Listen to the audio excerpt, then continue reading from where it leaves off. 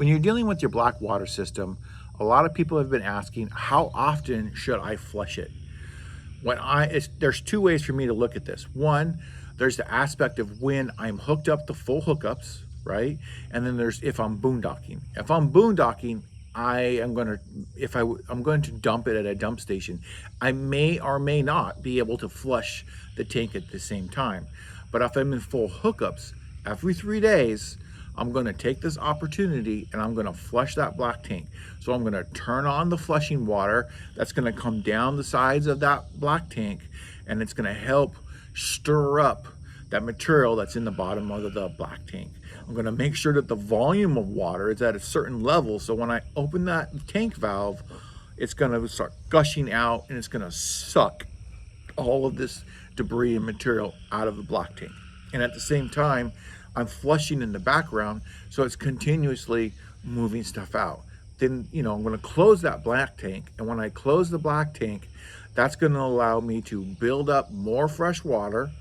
And so we're going to do this flushing action again, and I like to do this 2, 3, or even 4 times. So I look at the output, and inside that little window where my hose is connected to the sewer, I can look and see when that water starts going from brown to clear.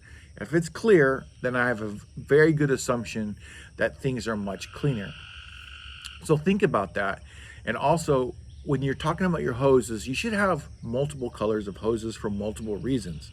For example, my flushing hose is orange. It's always going to be orange. I'm never going to use that flushing hose for fresh water.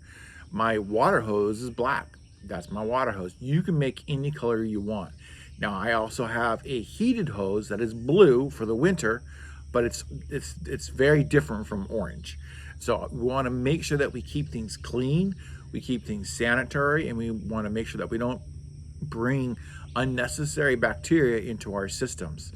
That's also why we try to use gloves when we're touching the hoses that's connected to the flush water systems. Not necessarily if you're just pressing a button, but you probably should use gloves. If you're touching that hose, keep yourself clean and wash your hands afterwards. Also, make sure that after you have performed the flushing action, that you've put in another enzyme packet or a little bit of that enzyme liquid into your tank. Don't use chemicals unless you have a clog and it's more of like an emergency space situation.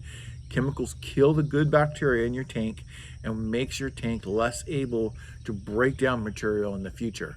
So then you have to work hard to build back up that good bacteria within the tank. That black tank is a lot like our own stomach. Our stomach has good bacteria that allows us to break down food. The same thing is happening in the RV. So you want to make sure that you're using your black tank in a way that allows you to continue moving forward with your journey and to continue enjoying yourself. So you don't want to have a black tank issue. It's probably one of the biggest nightmares that people have when something goes wrong in RVing. So until next time, let's keep our RV black tanks clean. Let's make sure that we prevent a cross bacteria exposure to our cells, and let's make sure that we use our hoses and we color code them in a way that allows us to not make these mistakes.